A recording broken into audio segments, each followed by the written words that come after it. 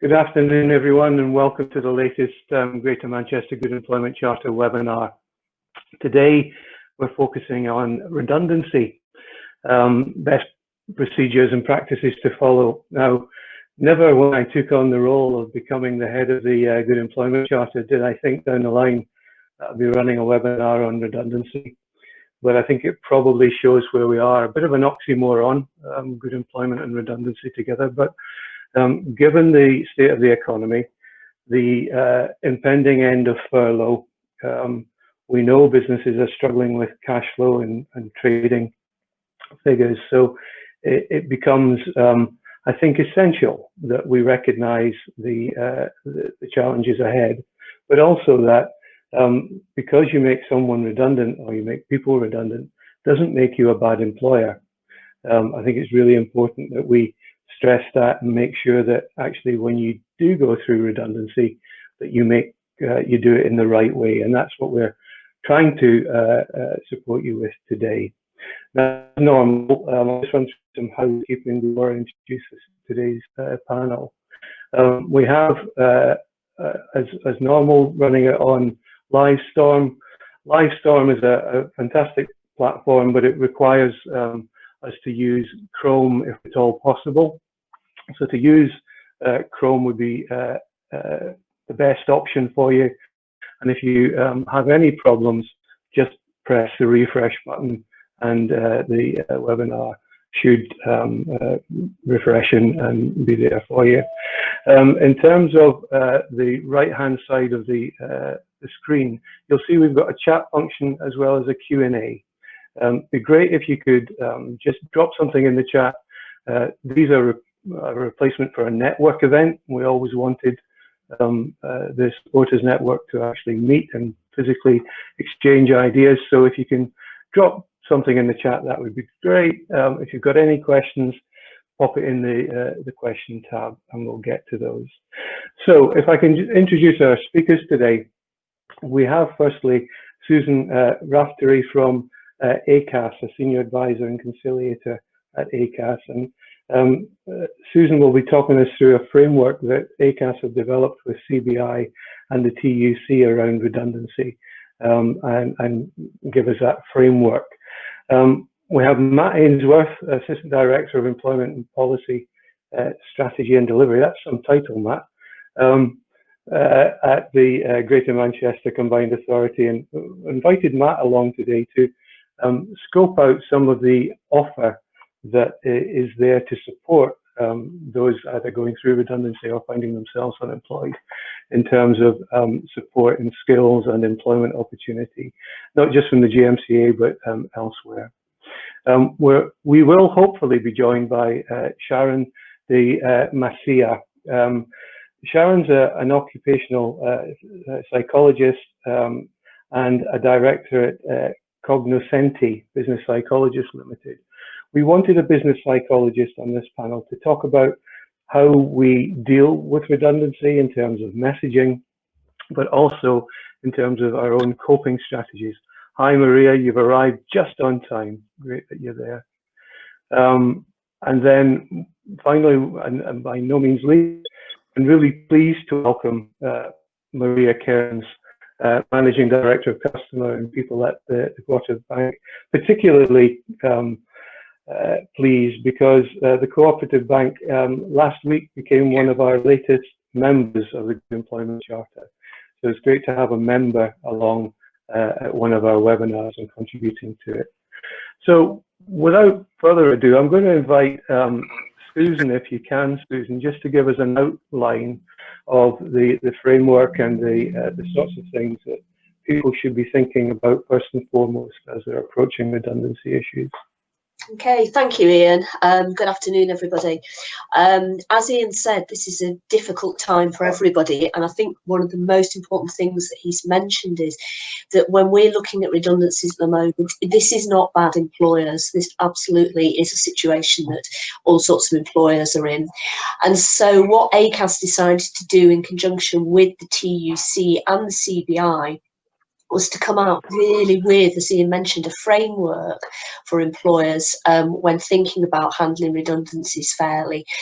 There are legal requirements around it, but so much of it is just the way that it's dealt with, and this is very much these 5 key points. First one is doing it openly. We are talking to an awful lot of employers at the moment and saying, be honest with your staff. Yes, there are legal requirements around timescales for consultation, but do it as soon as possible. We've seen employers literally opening their books and saying to the staff, this is why we're having to make redundancies. And the plus side from that is that you get engagement from your employees and they understand the situation you're in. This is a very different climate to, for example, the 2008 redundancies. At the moment, we're seeing so much cooperation between employees and employers as to how to get through this. Doing it thoroughly. So again, knowing what the rules are, very much as an employer, if you do need to make people redundant, thinking about things like, do we need employee representatives, making sure that your employee representatives are trained and that managers are properly trained. And I think it's going to be really interesting to hear what Sharon's saying about how managers cope with this, because it's a tough time for everybody. Doing it genuinely. This is not suggesting that people are making redundancies that aren't genuine, but more around, again, the open and honest conversations with your staff and explaining the situations. And accepting that people will have their own views and listening to feedback and taking that on board. What we're finding is that a lot of employees are coming up with ideas as to how redundancies can be avoided, whether that's job share, changing the way the job is done, reducing hours. So it should be a two-way process. Doing it fairly, it sounds a bit daft, but we always say this, don't discriminate. But again, sometimes employers are actually not seeing the wood for the trees at the moment because they're so worried that there's almost a knee-jerk reaction, and always sense checking. Am I picking a particular group, for example? Don't forget about your furloughed staff. There was a view initially, well, do we have to consult with staff if they're on furlough and we're making people redundant? Yes, we do. And bear in mind that all affected employees should be consulted, not just the ones whose jobs are at risk. And I think the most important thing, doing it with dignity. This time will pass and a lot of employers will continue to employ their staff. The businesses will still be there. How you deal with things at this stage will have a huge impact on how your business operates going forward, whether that's the staff that remain, your reputation out there, people you might want to hire in the future. And getting that buy-in from staff going forward is going to be incredibly important.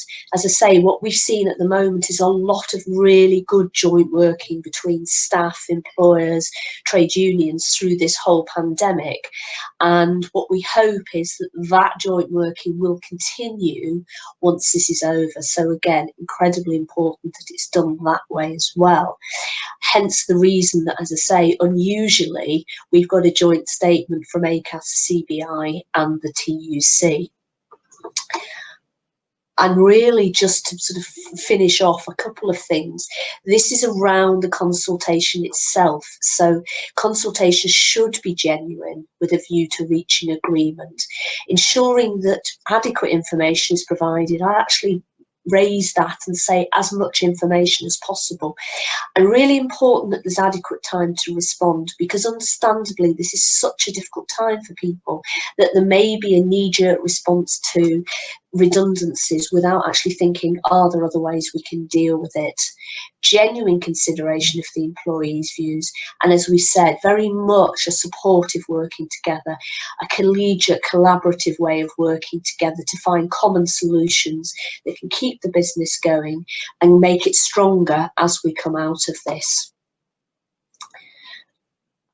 And really, that's just to to finish off, that's my contact details. One thing I would say is a shameless plug for Acas, is we are here to support businesses and employees and trade unions. We cover everybody, so that if organisations want assistance, they can contact us and we'll talk them through the process, whether it's our helpline, whether it's our senior advisors. There is always somebody who we are more than happy to talk to anybody. Thanks very much for that. I think that framework, and I looked at that maybe about 2-3 weeks ago when it was first published, and it really rung true with me. It kind of reflected and echoed some of the base principles, if you like, of our Good Employment Charter. So I think that was really heartening. I think the no fault issue, the point you make about being open, and employers being open, I think we're in a situation where no one can go, it's your fault for running the business badly that you're going to make me redundant. It's clearly not that situation that we're in at the moment. And I think embracing that and understanding that in normal times you make someone redundant, that's probably something that is in the back of your mind. But it's clearly a kind of no fault situation right now that we find ourselves. So Susan, I'm sure that will generate some questions. If you do have questions, can I remind you just to pop them in the question tab at the right hand side. Sharon, great that you could join us. I hope we got over the technical hiccups at the beginning there. Sharon, we invited you along today to talk about how do we deal with this as human beings, both as how do we present this information to staff, but also how do we deal with the staff that are left behind that have to run the organization without their colleagues, and also how do or what tips could you give to the managers who are going to have to deliver these messages? We know it's incredibly stressful thing to have to do in an employment situation.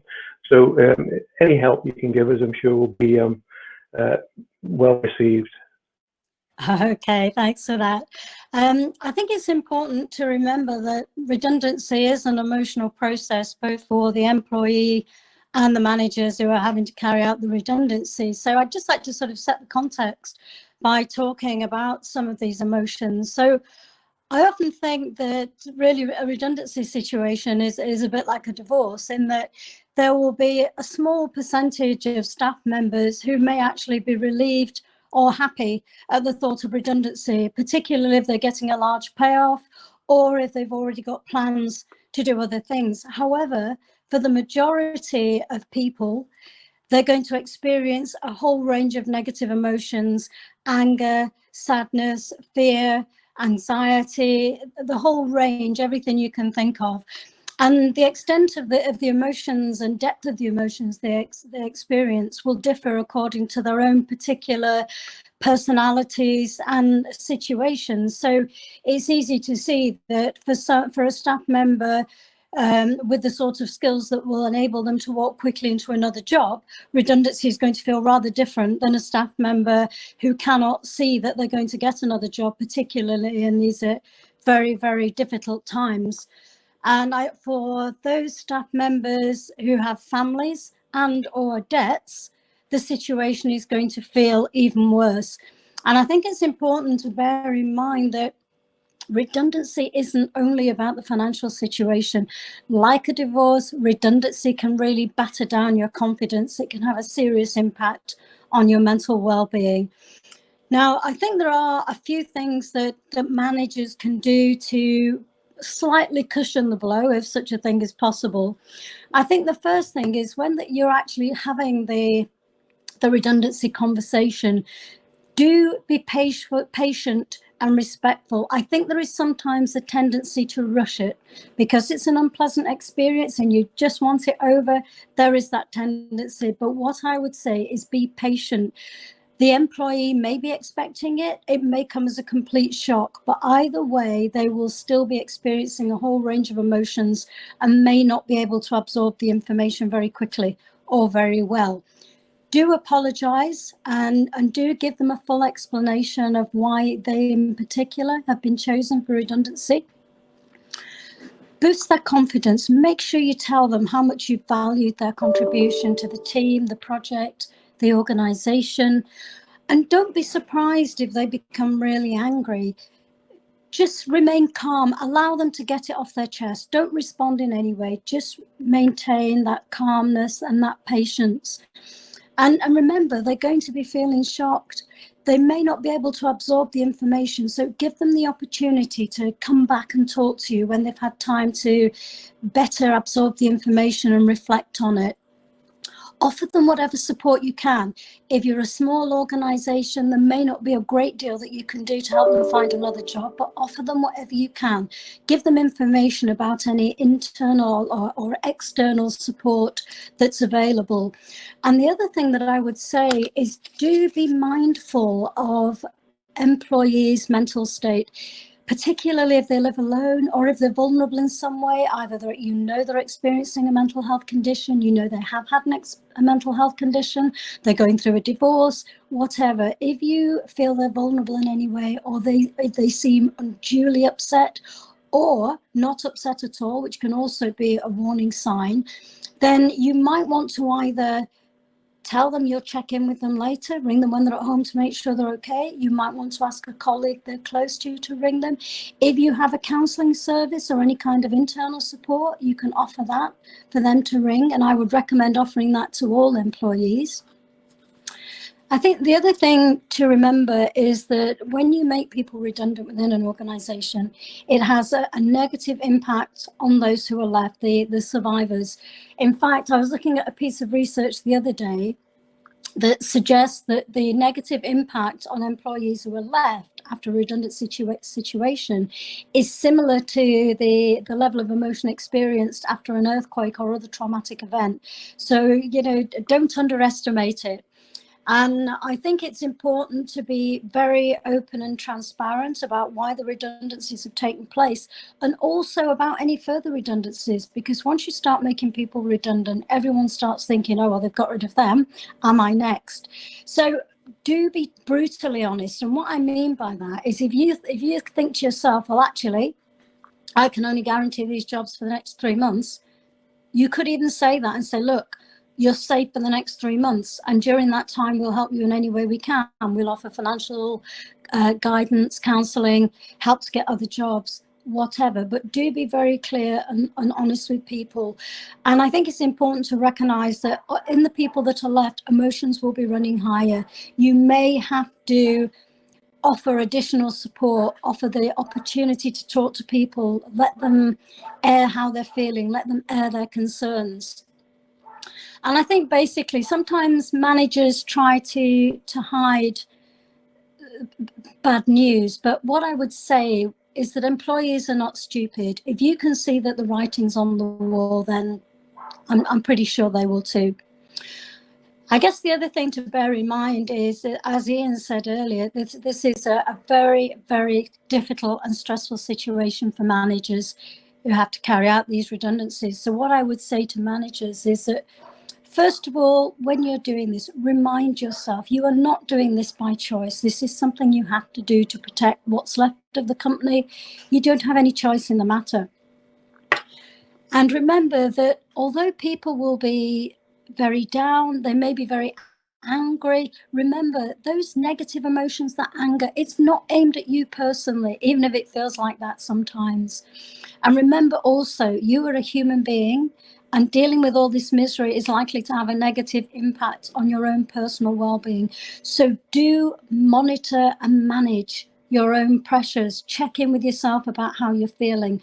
Talk to someone about how you're feeling. Maybe buddy up with other managers in the organisation to talk about how you're feeling, how you're dealing with this. See if you can share any tips and advice on what seems to have worked well and what hasn't.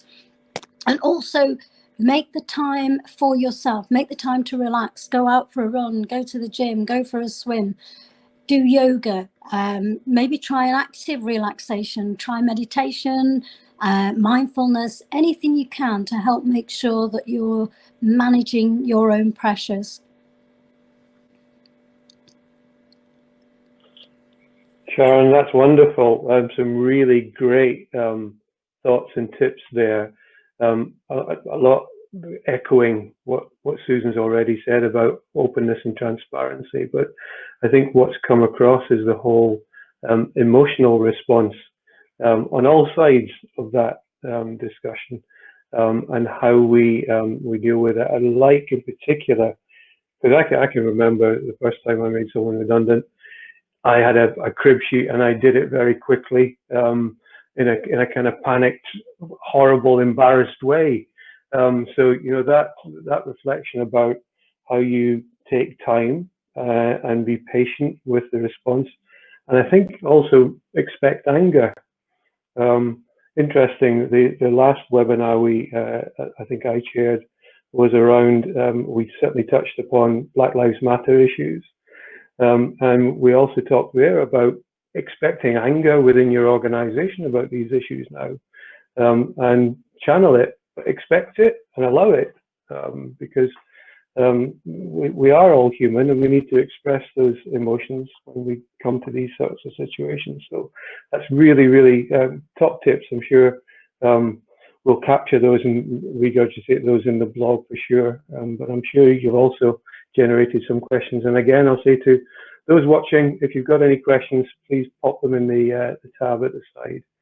Maria, can I turn to you now?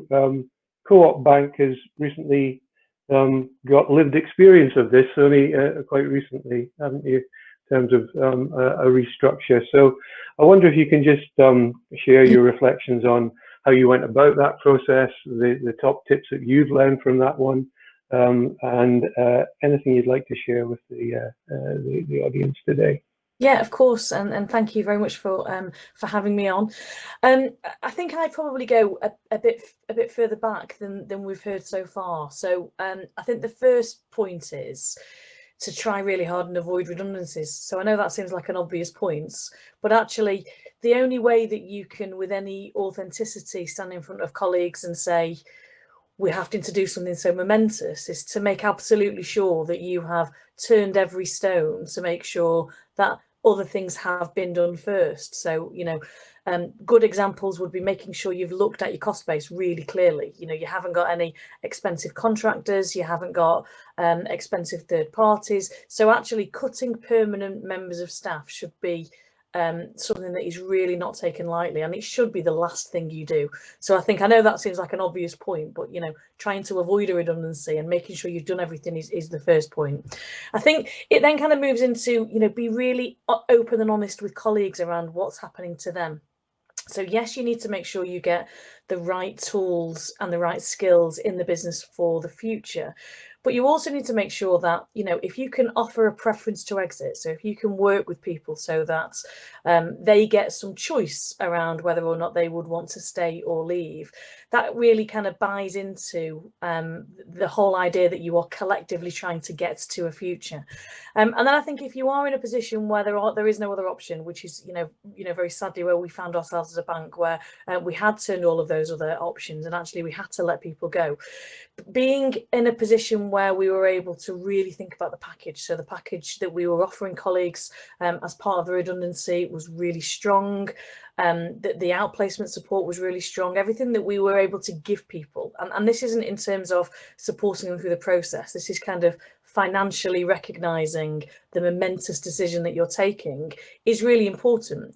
Things like if colleagues have only been with you for a short period of time and therefore they don't fall into redundancy terms, making exceptions. So that says, as part of this process, nobody will leave our bank without some genuine financial package that supports them in their next steps, really buys a lot of goodwill, not just for the colleagues that are leaving, but actually for the colleagues that are staying, because it shows a degree of respect and dignity, as I think we mentioned earlier on, around the kind of size of what you're doing. And I think that's the kind of important thing to notice is just how big it is for people.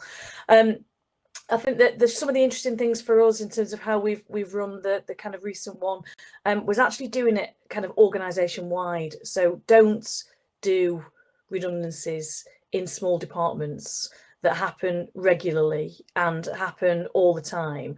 Try and do one. Try and do one where you look across the organisation, so everybody gets the chance to put their preference forward. It kind of allows you to create, the disturbance only happens once, but it means you are genuinely engaging with your kind of workforce.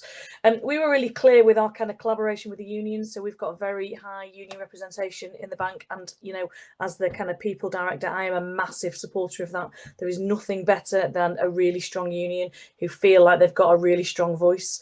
And I think actually, you know, using that input is key to getting the right outcome. So I think don't engage with colleagues and don't engage with your unions and don't engage with the stakeholders on a legal basis. So on a, this is the minimum we have to do. Engage with them all the time, engage with them with any change. You know, there's no such thing as too little communication during these processes. So I think, you know, we were really lucky because, you know, we have fantastic union reps. They give us very straight feedback. We know that there's a kind of trusted working relationship and it gets us to a better outcome. So, you know, the honest view is that kind of collaboration gets you to the best place. And I think there's a bit of just enshrining, you know, consistency, fairness, colleague experience. You know, I kind of make no apology for the people who are on my team across the bank who were delivering our changes. I made, suggested we had, you know, minute by minute plans for every colleague who was going through this. And whilst that can feel overkill and a lot of admin, it means you're genuinely thinking about the experience for every individual. You know, when are they getting spoken to? What are they being told?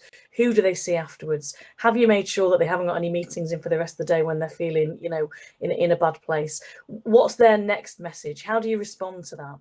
And I think, you know, respecting the process is key. You know, the process, which is, this is, yes, there are legal things to do, but this is a two-way conversation with people who you care about and who have been part of your company's success. And it's really sad to have the conversation that means they won't be part of the future, but ensuring that they leave knowing that they were valued and cared for. And this is not, they've not been discarded because of anything they've done. It's a situation that we're in. It kind of allows, I think it allows for those people who are leaving to leave positively.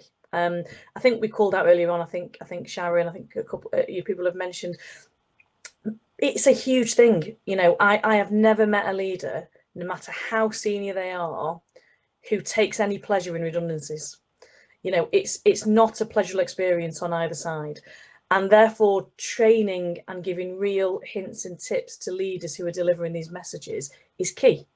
I think that the kind of phrase that I quite like in this is, you know, take your sail out of their wind. You know, it's really easy in this kind of moment for it to be about you're trying to get the message across quickly, you're trying to get onto the next one. It's not pleasant, and actually it's not about you, it's about the person whose news you are giving.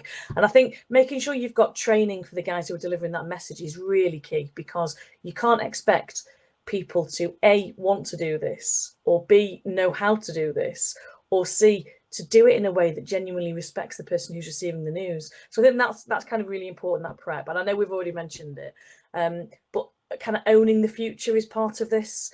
So, you know, we had a very long conversation about everybody, you know, pile on those kind of topics. Actually, would people like to take the news and leave? Do they want to be part of the transition period? And what do we do to mark the point that says, this has been a really traumatic experience, and actually you have to accept that for not just colleagues who are leaving, but the colleagues who are staying. And what does that future look like? You know, and we all want that redundancies are done because there are no other choices, but you don't want to have to do it again if you possibly can. And you want that redundancy to take you as a business into a more sustainable footing. And I think that's the thing that you need to focus on as soon as you get through the actual process. So I think that would be my kind of, you know, I suppose, hints and tips. I suppose one is, you know, start before the beginning of the process. Do you have to do it? Secondly, be really authentic all the way through it. And I think thirdly, just prep. You cannot, I think, prepare too thoroughly for the experience that you're putting people through.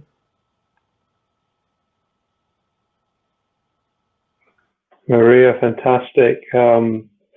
it's difficult to say, isn't it? But I'm fairly certain that everyone that's gone through that process with you appreciated all those efforts, and left the bank feeling that they were cared for, not just when they were working there, but as they transitioned out of the bank. The training that you talked about, did you develop your own training for managers, Maria, or is that something that you access from external sources? No, we created our own. We did go to the extent of, and whilst we were very clear that we didn't want to script these meetings, we did go to the extent of, you know, giving people detailed conversations about what to say and how to say it, how to deal with emotions, how to respond to things.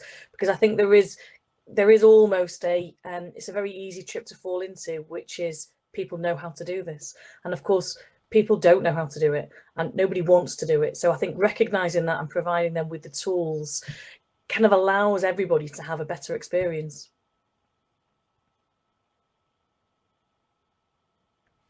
Great. I understand that. I think police and doctors, when they're in training, have access to actors to break bad news to, and the actors then replay different emotions. I can imagine that working in this situation. Yeah, absolutely. Yeah. Matt, can I turn to you? And we talked about getting ready for moving on from redundancy situations, and you've got a vast range of knowledge, Matt, I know, around the offer that's out there, particularly in Greater Manchester. So I just wonder if you could touch base on some of those schemes and where people would be able to access them, Matt. Yeah, sure. And it's just fantastic actually just to hear the experiences of different people before this as well, really kind of bringing it to life. But just from the employee's perspective, regardless of whether you're being made redundant from a large company like the Coop or a small local business, it could be a traumatic experience, and the offer that's available could be difficult to navigate, and understand where to go next can be really complex, both from the kind of employer perspective and the employee perspective, and just kind of reflecting on some of the things that have been said already. So there'll be concerns around money and finances, concerns around skills and confidence, concerns around just job search. So how do you actually start looking for a new job? What are your transferable skills? How do you know what you can do? And the point that's been come out kind of really loud around kind of health and family and support, and that's a really kind of complex array of different types of services provision that need to come together in a coordinated manner if we really want to ensure that this is, I suppose, as positive an experience as possible, or at least traumatic an experience as possible. And I think we do have experience across Greater Manchester, and we're lucky in some respects that we've got some really good partnerships and things like the Good Employment Charter that helps to kind of bring some of that together, and an experience of working both with some very large scale redundancies and creating a more kind of real kind of tailored package. So only last year, Thomas Cook is a great example of that, where there are kind of bespoke careers fairs, a whole host of things brought together at kind of a national and a local level, but also some very small businesses who have struggled, and where we've come together to create that kind of a very bespoke support. And I'm going to start with the unfortunate position that we're in at the minute is with a whole host of things that are happening, both in terms of COVID and the furlough scheme coming to an end, increasing local lockdowns, and then the transition from the EU coming. I think we're expecting, unfortunately, more redundancies, which is not where anybody wanted to be. However, I will say one good thing before going into the support. What's been really interesting to see, and perhaps slightly kind of counterintuitive, is we're actually still seeing loads of jobs out there, and lots of employers still still recruiting. So even in what seems like almost kind of hell on earth at the moment, there's still opportunities for people, and that's one thing you just need to kind of bear in mind. But I suppose what we will try to do is to try and make the offer as simple to access and coordinated as possible, and that's where it's really good. We've got some of the partnerships in place, particularly with Department for Work and Pension Job Centre Plus, with local training providers, with careers advice and guidance providers, and with business groups, and we do genuinely come together to look at what is that support offer. And I think our kind of starting point, I'm going to build on some of the points that have been made, is the sooner employees are made aware that redundancies are a possibility, and as soon as those conversations commence with trade unions, if you've got trade unions in your organisation, or with local Job Centre Plus or DWP, the better, because the sooner we're able to put the kind of wheels in motion in terms of providing support. And I'll start just by talking through some of the national kind of Job Centre Plus offer, and then some of the things that we've got locally. And we work really closely with our local Job Centre Plus team, and they do offer redundancy seminars for businesses and for staff who are facing redundancy. And they provide some real kind of practical advice and support about what does Job Centre Plus do, and how do you make a claim to benefits? Because this could be a completely new thing for many people, and people will not even necessarily know what's available to them, what support's available, and so kind of how to claim benefits is there. Information around kind of job search techniques, what type of vacancies are available, and that kind of preparing for the job market. And Job Centre Plus are really good at then bringing in other support behind them.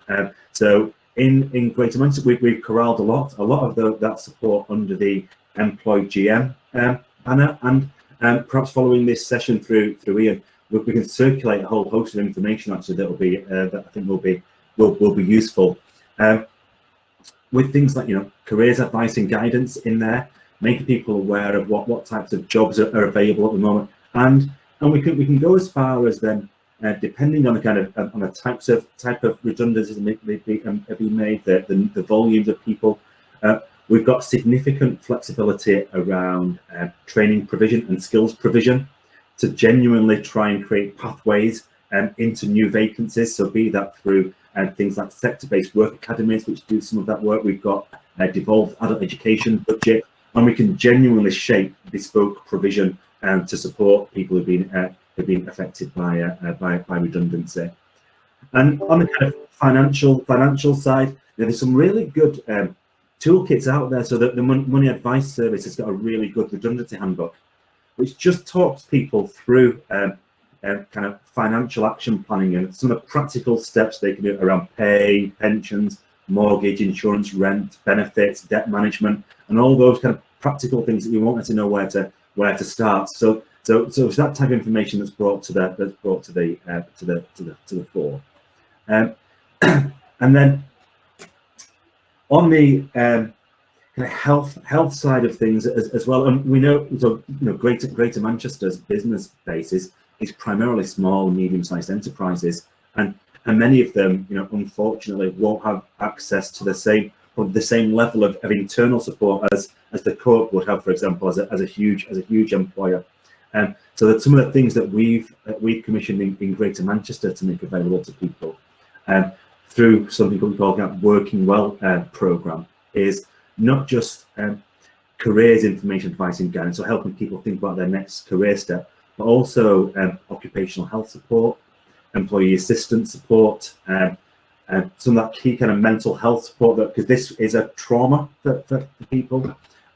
So we try and bring all that together through Job Centre Plus in a coordinated manner, so that an individual and hopefully an employer can see the support that's available around money and finances, the support that's available around skills and training, and as I said, a real opportunity to help shape some of that and make it bespoke to the organisation is something we have available. That kind of practical job search support, because I don't know, I mean, I don't know whether others on the panel will agree, or other people in this call. If I were to ask myself, well, what are my transferable skills? Where do I go to look for a job? It's a frightening thought. So I've been working in the public sector for 20 odd years. I've got no idea how my skills relate to jobs in the private sector. And there's just so many people out there at the minute, whether it's through automation or changing labour market or COVID, just don't necessarily appreciate the transferable skills that they've got that are real kind of saleable assets for other employers. And it's that type of practical support that can be made available, so you can actually say, actually, I didn't realise that this wealth of experience can be applied in a different setting, and it's that type of support we can make available. So just a few things there in terms of, you know, finance, skills, job search, and that kind of occupational health support. There is a genuine package of support there. I think through Ian and through this webinar, we'll look to share some of that kind of real practical information that, and I think particularly for smaller businesses, is really required, because not everybody has the benefit of large kind of organisational development, HR departments to support them in what can be a really kind of traumatic experience. Matt, thank you very much. I mean, that's a tour de force of all the support that's out there, and I know you'll provide us with links and resources that we can attach to the blog that we'll publish later, and people can find those. I think your good news, and I heard the same good news this morning, we're on the same call, about that there are still vacancies out there, and the employers are still recruiting, is great. But I think it does follow up with your point about skills, because I think some sectors will suffer more than others through what we're about to experience. We can see what's happening to some of the service sectors, particularly hospitality, conferences, etc., leisure, culture. And the challenge then is, how do you move from those types of jobs into other jobs where you probably need to reskill, or as you say, find out what your transferable skills are. So support in that area will be really critical, I think. Can I turn to you, Susan? Maria mentioned the engagement with trade unions, and couldn't agree more that the earlier and more open you are with trade unions, the better the results will be. But as Matt reflected, many of the employers across Greater Manchester are very small and probably non-unionised. So have you got some insight about how you go about that early consultation engagement in a non-unionised workforce? Yeah, I think actually what Maria said was absolutely right, because it should be a question of everyone's working towards the same goal. And I think sometimes there is a reluctance from employers to necessarily consult with their trade unions and get them on board as early as possible. Of course, an awful lot of workplaces don't have trade unions. And again, it's that old-fashioned talking to the staff. I think there's a view of reluctance sometimes to actually get their people's staff involved, and yet sitting down with people as early as possible and explaining to them what's happening can bear huge benefits. I spoke to one employer, and they had been very open and honest with their staff, to the extent that the staff had agreed to a 10% pay cut, which is huge, but rather than anybody being made redundant. And they said the employer agreed that if they did still have to make people redundant, they would get their redundancy pay based on their old rate of pay. But it's just a really good example of speaking to people very early on. And even if you don't have trade unions, just bringing them together. If you've only got, say, 5 or 6, 7 or 8 staff, sit them all down. It's difficult when people are working remotely. I understand that people are being furloughed, but we now have sort of all these sort of technology, or even just picking the phone up. Again, I think sometimes there was a reluctance from people to do that old-fashioned thing of ringing somebody at home. Well, doing that, however you can communicate with staff, doing it as early as possible. And I agree with Maria, regardless of legal requirements, just do it before you even get to the redundancy stage. Look, we're having a few problems. What can we do? And asking your staff, because they're the ones who know how to do the job.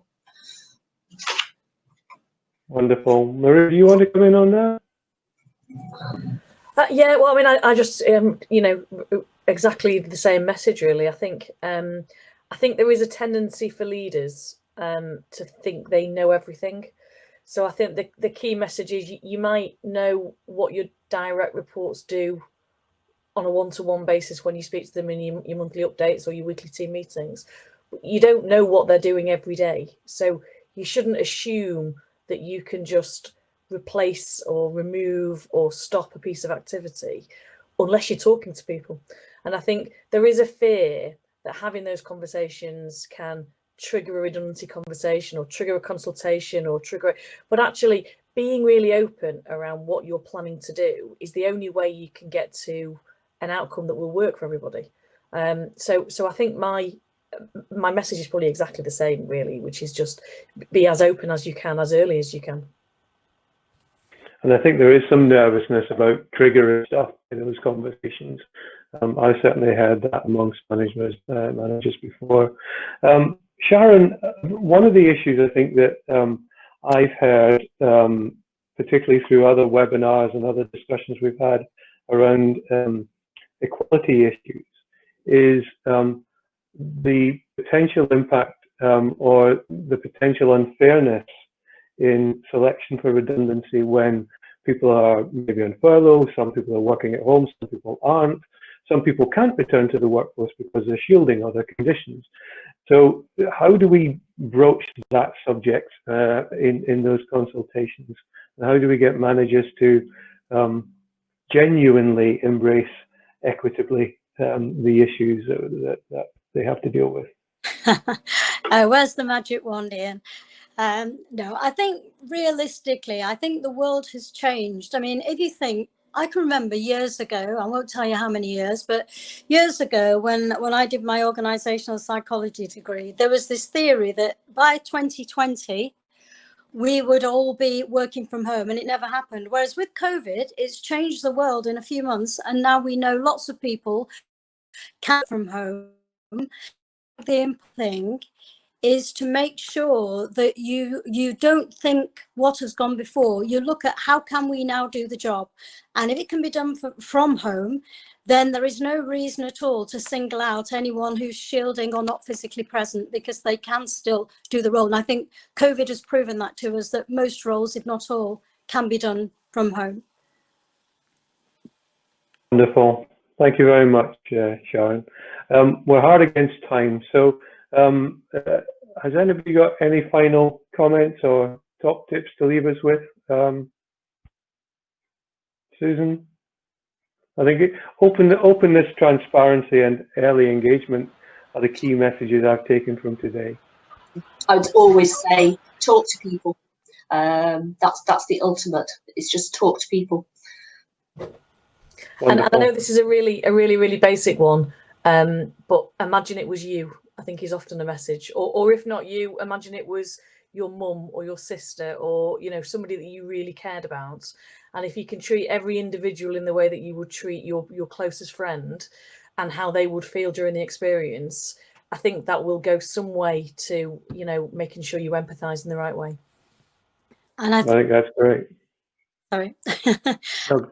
Me, I would just say that, we know there's going to be a lot of emotion around.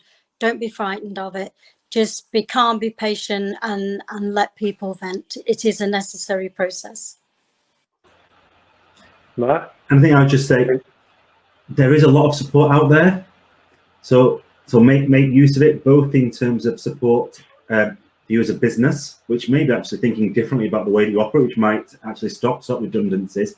But also, there's lots of support for your employees, and no matter how bad things look, actually, there are always opportunities to progress, to change careers, and there is support out there, even in what are really difficult times. And I don't want to sound like the Chancellor did yesterday with the kind of music and creative industry, but there is there are opportunities, and people do have transferable skills, and with the right advice and guidance can be supported into them. So so make that support available as soon as possible. And you finishing with you would bring an upswing to the discussion. So thanks very much, Matt. In fact, thanks to Susan, to Maria, to Sharon, and yourself, Matt. That was an interesting session, a little bit a departure from what we normally cover. But I hope people found it useful if you do find yourselves in this situation in the coming months. As usual, this webinar will be recorded and available on our YouTube channel. And as we've mentioned, a blog will be written up, which will contain many of the resources that you've heard about today, so you'll be able to follow up on those. Do please keep an eye on your inbox for details of our next event, which will be later this month. It will be a little bit different, but we will be focusing on well-being, particularly mental well-being, at that next session. So please have a look in your inbox in the coming days. Thanks very much again to our speakers. Everyone, stay well. Bye-bye.